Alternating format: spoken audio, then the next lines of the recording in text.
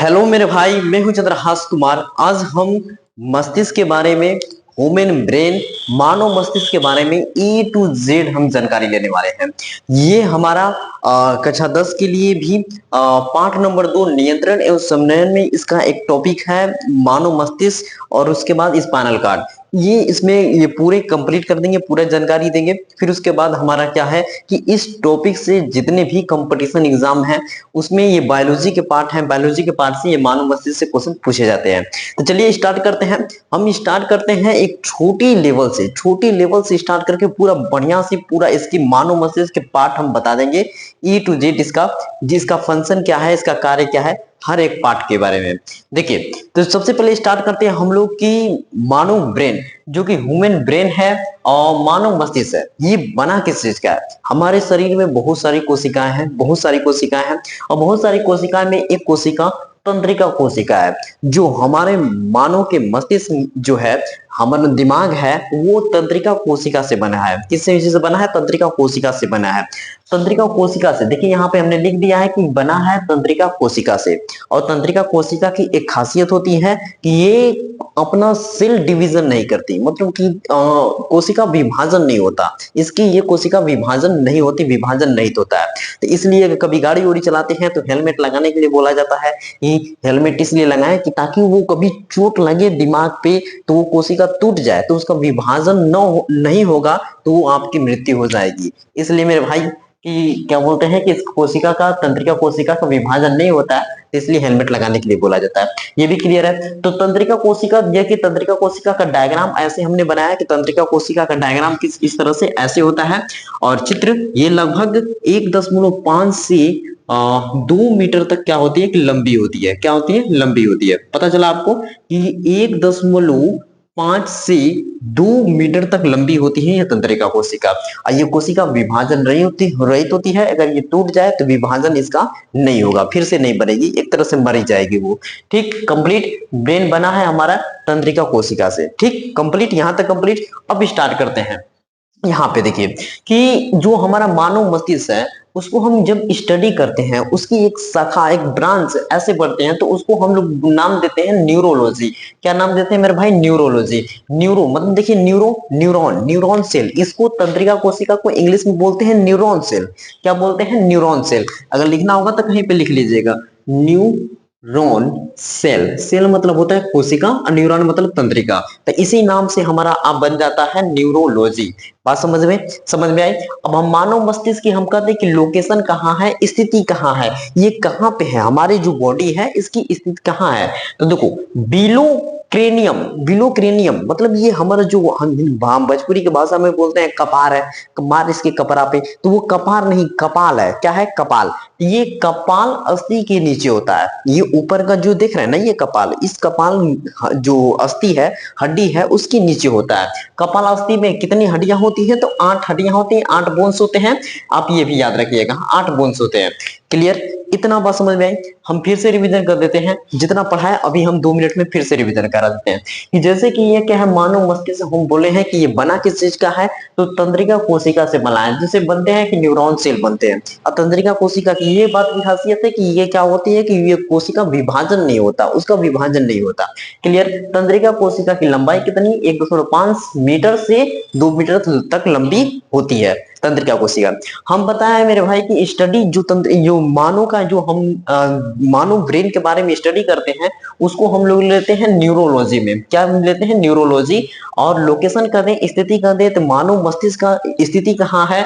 तो below cranium, कपाल अस्थि के नीचे होता है। जो कपाल अस्थि में हम कहते हैं हड्डियां कितनी होती है? तो 8 हड्डियां होती हैं, 8 बोन्स होते हैं। क्लियर? यहां तक हमने बताया था। अब हम मेरे भाई यहाँ पे एक बात ध्यान से सुनिए कि जो वेट है, वेट मतलब वजन, जो दिमाग है, हमारा मस्तिष्क है, उसका वजन कितना है? तो 3 हिस्सों में बांट रहे हैं। 3 हिस्सों में देखिए, 1 2 3, 3 हिस्सों में जो ये मेल है, मेल मतलब कि पुरुष, जो पुरुष है, एडल्ट पुरुष, नौजवान पुरुष हैं उनके लिए उनका वजन कितना होगा 1400 से 1450 ग्राम। इतना 1400 से 1450 ग्राम होता है मेल के लिए। क्लियर, इतनी बात आ रही। तो हम औरत के लिए देखें तो औरत के लिए तो पता ही है कि आदमी से कभी भी होगा तो औरत का कम ही होगा कि नहीं। एक आध भले ही नमूना में मिल जाए ज्यादा वाले, लेकिन लगभग सबसे ज्यादा क्या होगा कि मेल का ही होगा। फिर उसके बाद फीमेल का 50 ग्राम या 100 ग्राम क्या होगा, कम होगा।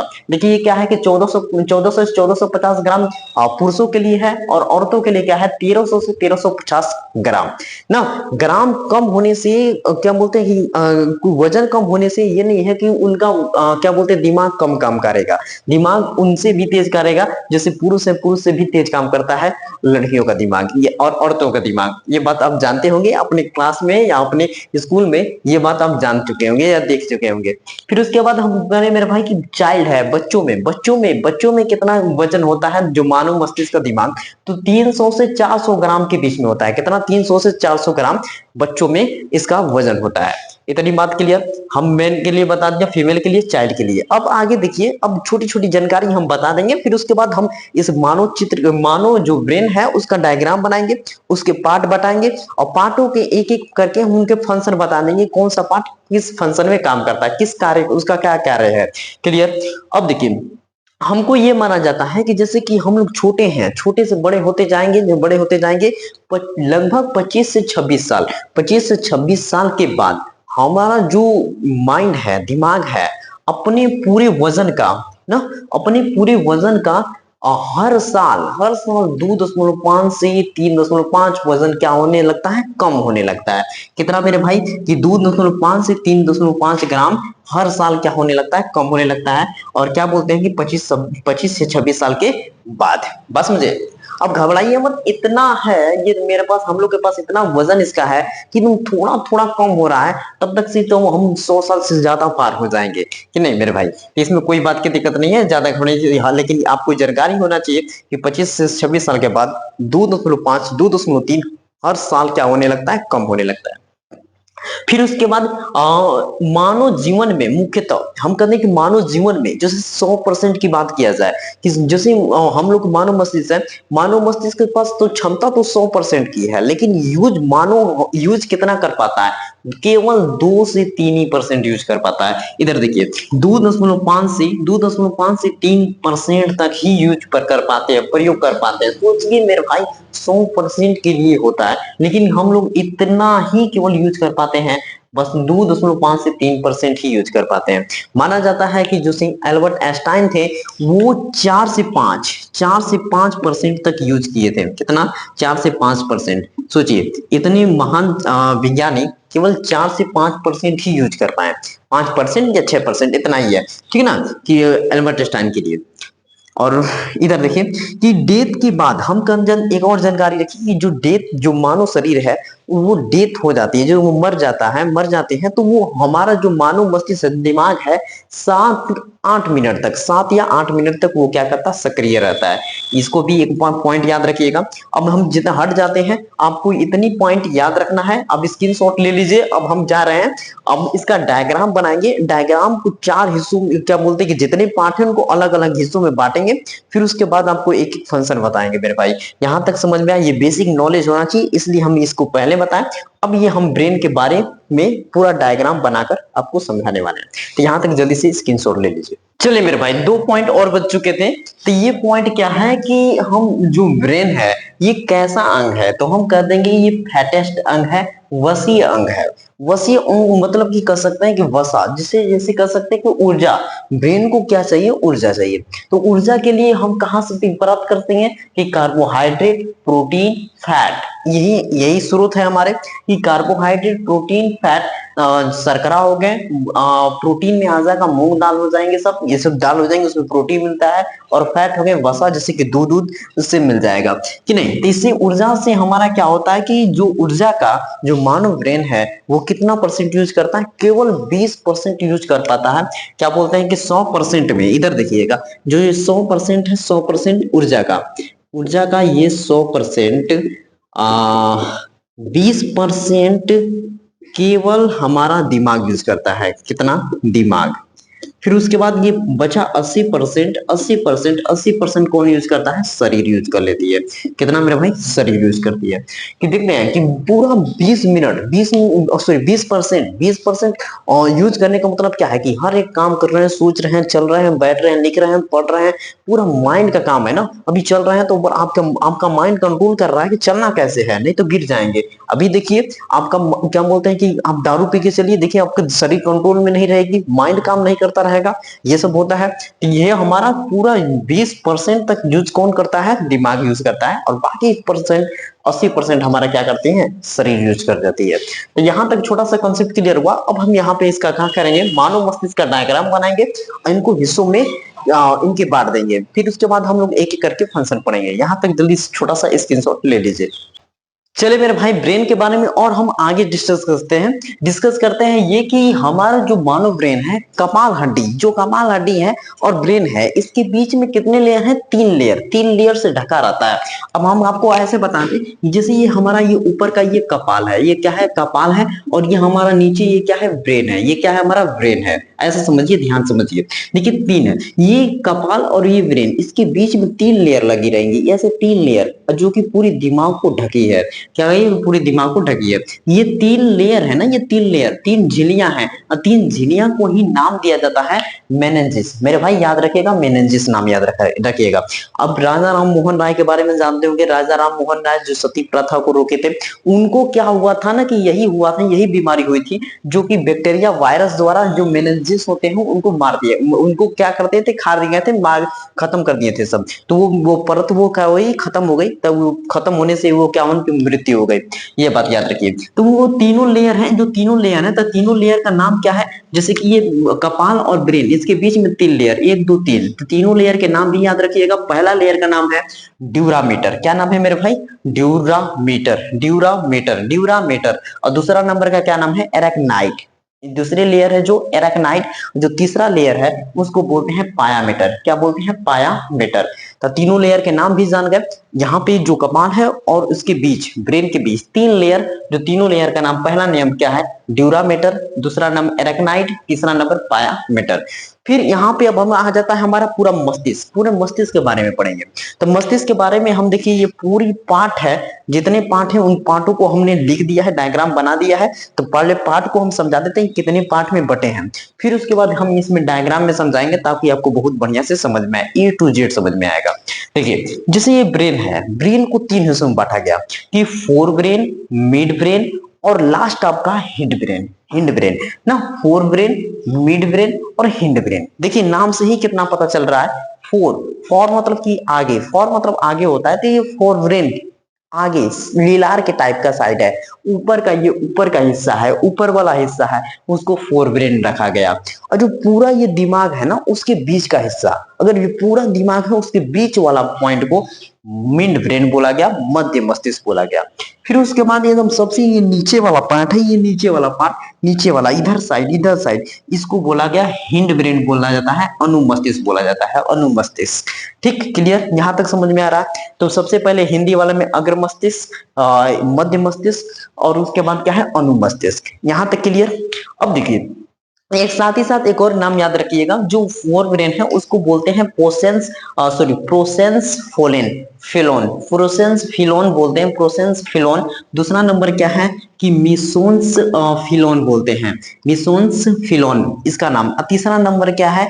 रोम्बियंस फिलोन, रोम्बियंस फिलोन। ये तीनों का नाम याद रखिएगा। ये दूसरा नाम भी होता है, और दूसरा नाम कभी कभी पूछ लिया जाता है, तो आप नाम को रखें, याद रखेंगे तो यह कंप्लीट रहेगा। क्लियर?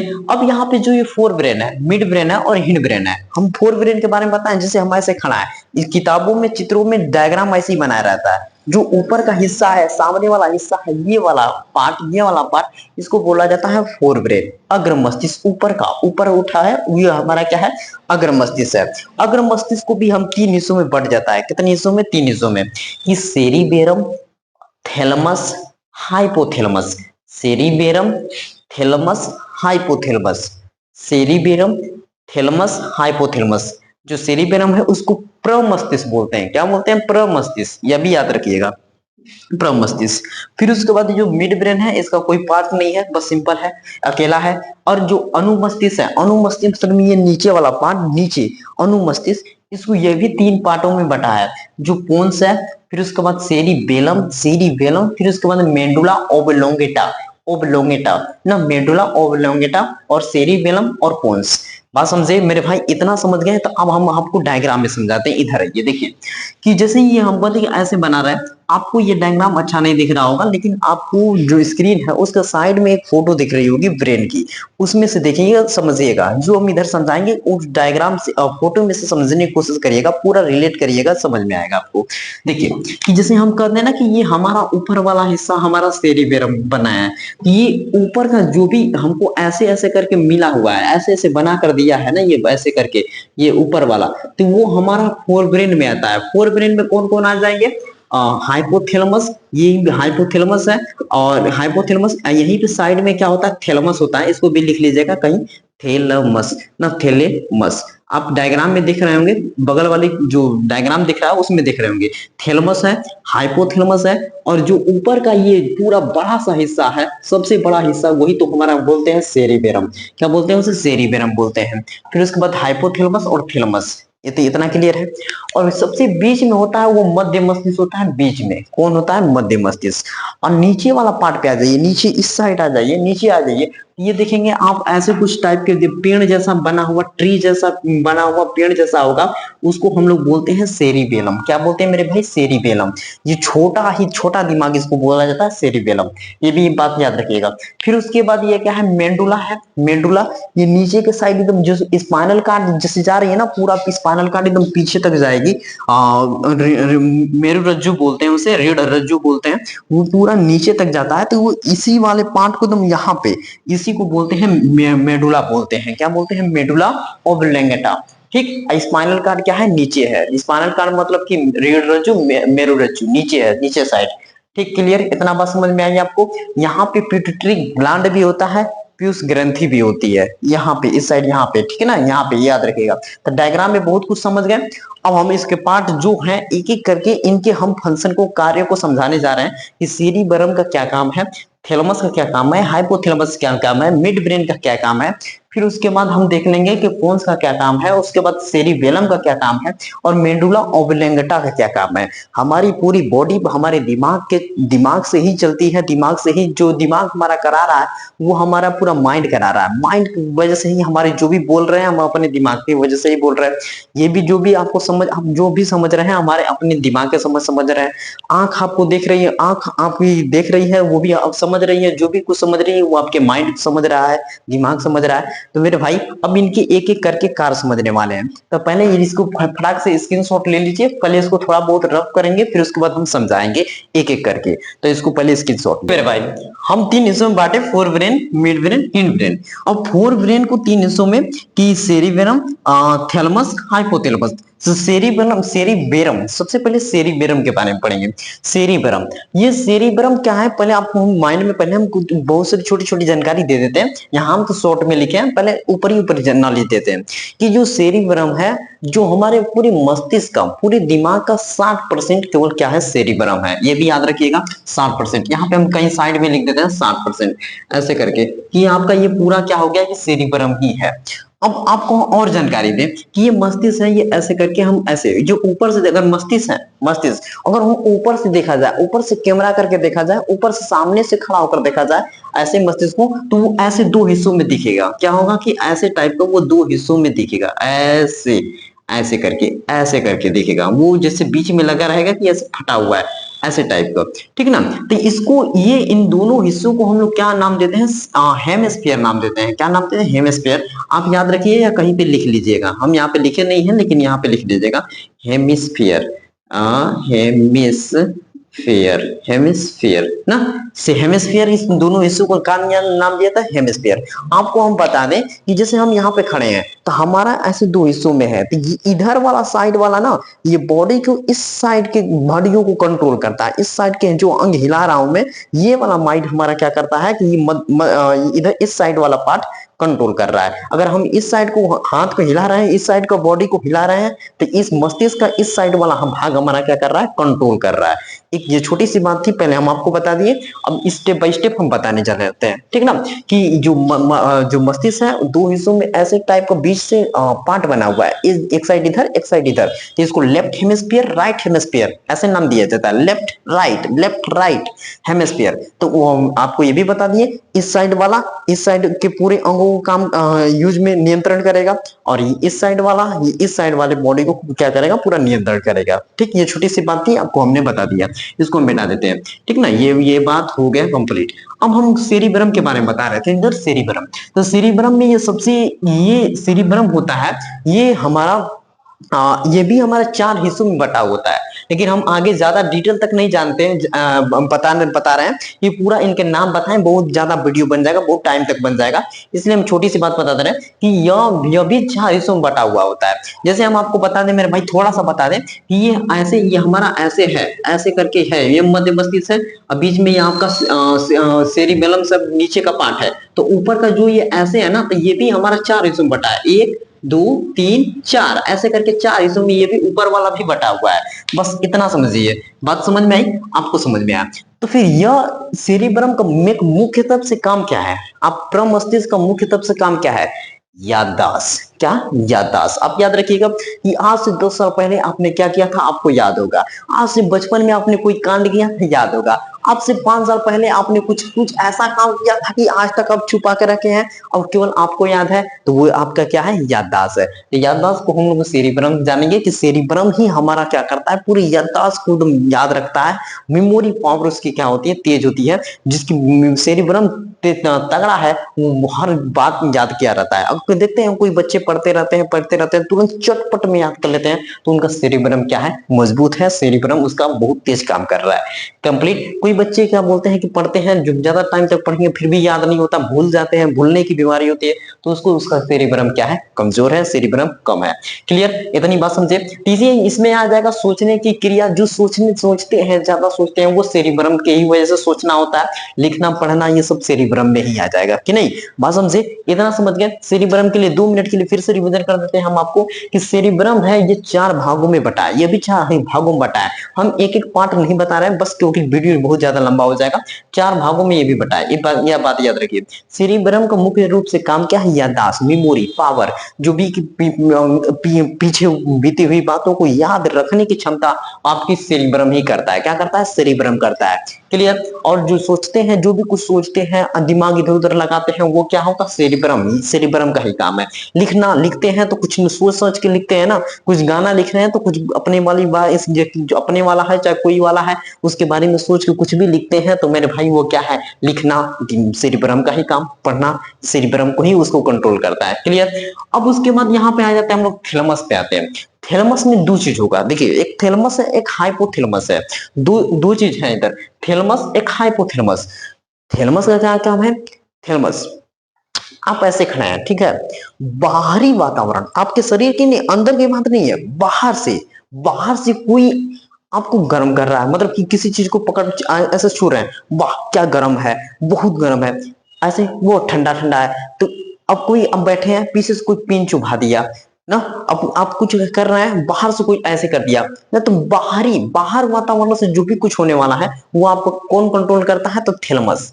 कौन, थैलेमस। तो देखिए, बाहरी तापमान, गर्म ठंडा जो भी है वो थैलेमस के कंट्रोल में आता है।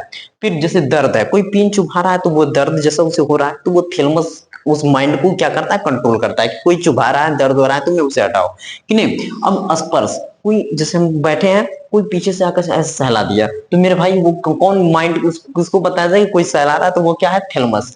स्वाद, जीभ से भी कुछ खा रहे हैं पी रहे हैं, वो भी स्वाद लेकर जा रही है, तो वो आपका थैलेमस है। तो ये शरीर के बाहर, हम ऐसे कर सकते हैं, ये शरीर के बाहर होने वाली जो क्रिया है उनको जो नियंत्रण करता है, माइंड करता है कि उसके हिसाब से क्या करना चाहिए, वो आपके क्या है, थैलेमस है। क्लियर। गर्म ठंडा ज्यादा इसमें आता है। तापमान ज्यादा आता है, टेम्परेचर, दर्द हो गया, स्वाद हो गया, ऐसे करके जो बाहरी होंगे उनके लिए कंट्रोल में आते हैं थैलेमस आते हैं। क्लियर, इतना बात समझ में आई, बहुत बढ़िया। अब हाइपोथैलेमस के बारे में समझेंगे।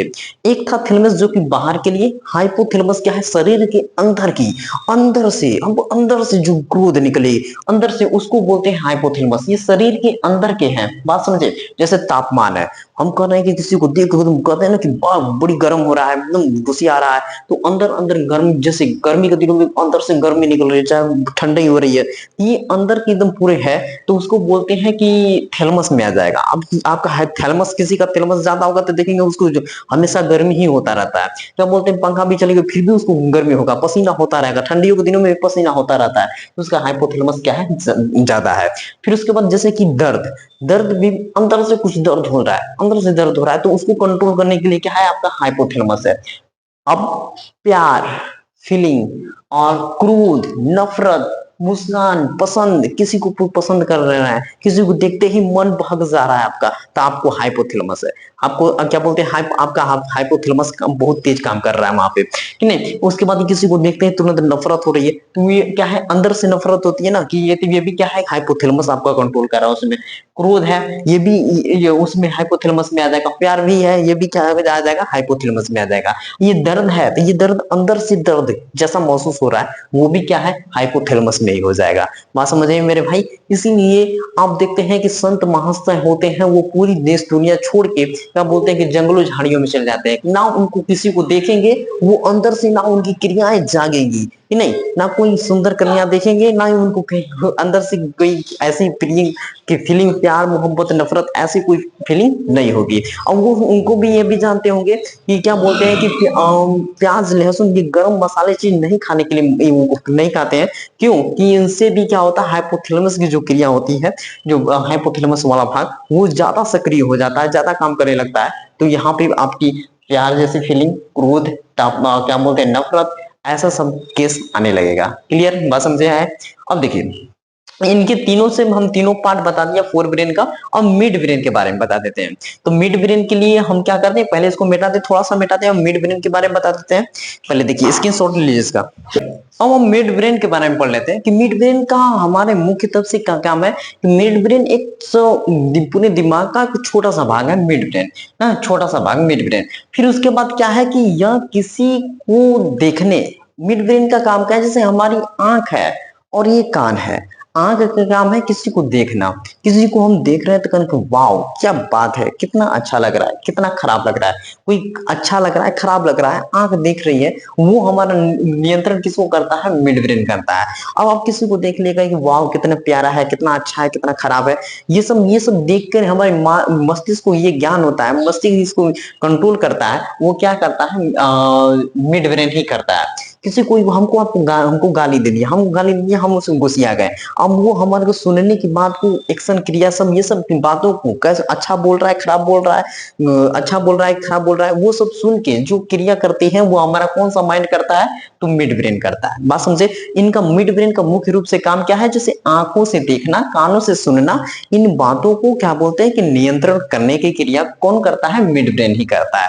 बात समझ में आई आपको। ये हमारा एक सबसे छोटा भाग है, और ये किसी को देखने और हम किसी को सुनने, किसी की बातों को सुनना, किसी को बातों को देखने, वो नियंत्रण करता है। बस समझ में आई।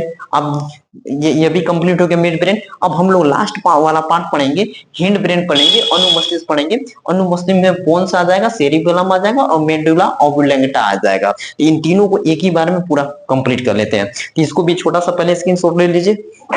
चलिए मेरे भाई, हिंड ब्रेन को हम तीनों हिस्सों में पढ़ लेते हैं, तीन तीन हिस्सा, जो कि पोन्स है, सेरिबेलम है और मेंडुला है। तीनों को बढ़िया से हम समझाएंगे, ए टू जेड जानकारी देंगे।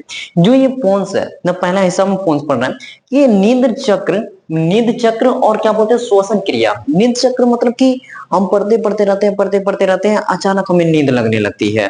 तो नींद लगने लगती है तो पता चलता है कि हमको सोना चाहिए। अभी हम काम करते रहते हैं, अब हमको लगता है कि अब हमें नींद लेनी चाहिए। अब नींद भी हो गया। अब नींद में क्या होता है कि सोते रहते हैं कि अब लगता है कि हमें जागना चाहिए। ये नींद चक्र को कंट्रोल करने की जो क्रिया है, हमारा माइंड का पोन्स का हिस्सा काम करता है, जो कि हिंड ब्रेन का नीचे वाला पार्ट है। नीचे वाला पार्ट जो यहाँ डायग्राम तो हम मिटा दिए, डायग्राम क्या बोलते हैं कि डायग्राम में आप बगल में चित्र देख रहे होंगे, उसमें देख रहे होंगे, ये पोन्स का ये नींद चक्र को क्या करता है, नियंत्रण करता है। कितना सोना चाहिए, कितना नहीं सोना चाहिए, कब सोना चाहिए। जैसे कि हम काम करते रहते हैं, हमको नींद लगने लगता है, तो ये नींद को चक्र को कंट्रोल करने वाला कौन है, पोन्स है। अब हमारा श्वसन क्रिया, जैसे हम सांस ले रहे हैं, सांस ले रहे हैं, सांस ले रहे हैं, सांस ले रहे हैं, नॉर्मल सांस ले रहे हैं। अभी हम दौड़ते हुए चले आए तो जब पूरा सांस तेज होगा, तेज आएगा, तेज जाएगा, ये क्या बोलते हैं कि वो भी इनको भी कंट्रोल करता है। क्या बोलते हैं कि ये श्वसन क्रिया को भी कंट्रोल कौन करता है, पोन्स का ही करता है। जहां हमें ऊर्जा की ज्यादा आवश्यकता होगी वहां तेज सांस चलेगी। अरे मेरे भाई कोई काम करना तो देखना देखना तुम्हारा हृदय की धक धक तेज हो जाएगी, और क्या बोलते हैं श्वसन तुम्हारे तेज हो जाएगा, सांस जल्दी जल्दी लेने लोगे। तो वो उनको भी कंट्रोल करने वाला हिस्सा तुम्हारा कौन सा कहलाता है, पोन्स कहलाता है। पोन्स का दो हिस्सा समझ गए, निध चक्र और श्वसन क्रिया, इन दोनों को नियंत्रण करने वाला कौन है, पोन्स है। क्लियर, इतना बस मुझे बात खत्म। इधर आओ, फिर उसके बाद हमारा क्या है कि सेरिबेलम। सेरिबेलम का मुख्य रूप से हम इसको तुम देखना दो हिस्सों में बांट, माइंड को सबसे बड़ा हिस्सा हम बताए थे सेरिबेलम। सेरिबेलम के दूसरा नंबर पे ना सबसे बड़ा, दिमाग में सबसे बड़ा आता है तो वो सेरिबेलम है। क्या है, सेरिबेलम। तो सेरिबेलम को पहले, सेरिबेलम को हिंदी में बोल दिया जाए तो सेरिबेलम को हिंदी में नाम क्या नहीं लिखे थे, क्या, अनुमस्तिष्क। अनुमस्तिष्क, क्या मेरे भाई, अनुमस्तिष्क। ठीक है ना, एक प्रमस्तिष्क था, देखो यहाँ पे सेरिबेलम प्रमस्तिष्क, और ये अनुमस्तिष्क, मतलब कि इसका उससे जो बड़ा है, सबसे बड़ा है वो सेरिबेलम है, और छोटा क्या है, सेरिबेलम है। ये भी याद रखना। तो शरीर का ये क्या करता है, शरीर का संतुलन बनाए रखता है। जैसे शरीर है, हम यहाँ पे चल रहे हैं, खड़ा हो रहे हैं, तो ये हमारा कौन सा दिमाग कौन सा हिस्सा ये पूरी बॉडी को कंट्रोल करता है, तो वो हमारा है सेरिबेलम। अभी हम दारू पी लें तो मेरा सेरिबेलम काम करना ही बंद कर देगा। तो देखो पी के हम क्या करते हैं कि ऐसे चलते रहते हैं, कहीं गिर जाते हैं, कहीं नाले में, कहीं खेत में, कहीं भी गिर जाए तो वो मतलब कि फिर उसके बाद ये क्या होगा कि बोलने की क्रिया को भी नियंत्रण नहीं होता, कुछ भी बोल देते हैं, किसी को बोल देते हैं। अभी हम जैसे कोई गाड़ी चला रहा है, मेरा दोस्त है, और क्या बोलते हैं कि मैं मेरा और मेरे दोस्त है, मैं अगर मैं नहीं दारू पिया हूँ, और क्या बोलते हैं कि ऐसे है कि फिर यहाँ पे चल रहा है, तो फिर एक मेरा दोस्त है, फिर वो क्या होगा कि वो पिया है, तो उसका सेरिबेलम क्या होगा कि काम करना बंद कर देगा, तो बोलेगा कि आज गाड़ी मैं चलाऊंगा। तो क्या होगा मेरे भाई, देखते हो ना कि जोश में आकर कुछ भी बोलते हैं तो वो हमारा सेरिबेलम काम करना बंद करता है, तो शरीर का जो संतुलन होता है बिगड़ने लगता है। तो याद रखिए कि सेरिबेलम का मेन काम है शरीर का संतुलन बनाए रखना। ये भी कंप्लीट। अब उसके बाद हम देखेंगे मेंडुला ओब्लोंगेटा, लास्ट वाला हिस्सा है। इनको हम सबको बहुत बढ़िया समझ लेना होगा कि जैविक क्रियाएं और सहायक क्रियाएं, दो हिस्सों में बढ़ जाता है, जैविक क्रिया और सहायक क्रिया। अब देखिए जैविक क्रिया में क्या होता है ना कि ये जैविक क्रिया नहीं हो ना तो इंसान की क्या हो जाएगी, मृत्यु हो जाएगी। साइड में लिख लीजिएगा, अगर जैविक क्रिया नहीं हुई तो साइड में इसकी मृत्यु हो जाएगी। अगर ये हमारी सहायक क्रिया नहीं भी हो तो ये मृत्यु नहीं होगा। बात समझे, ये मृत्यु नहीं होगा। ये बात याद रखिएगा कि जो जैविक क्रिया ये अगर हमारा नहीं होता है तो मृत्यु तय है, और जो सहायक ऐसी क्रिया है जो कि वो नहीं भी हो तो मृत्यु तय नहीं है। बात नहीं, ऐसे समझिए जैसे कि हमारा पाचन है, अगर शरीर में हमारा पाचन नहीं होता है तो मृत्यु तय है, बिल्कुल मृत्यु हो जाएगी। जैसे श्वसन है, श्वसन क्रिया हम सांस लेना बंद कर दें तो बड़ा करेंगे तो 1 मिनट 2 मिनट इतना रोक सकते हैं, उससे ज्यादा नहीं मेरे भाई। उसके बाद क्या होगी, मृत्यु तय है। फिर उसके बाद क्या, हृदय परिसंचरण।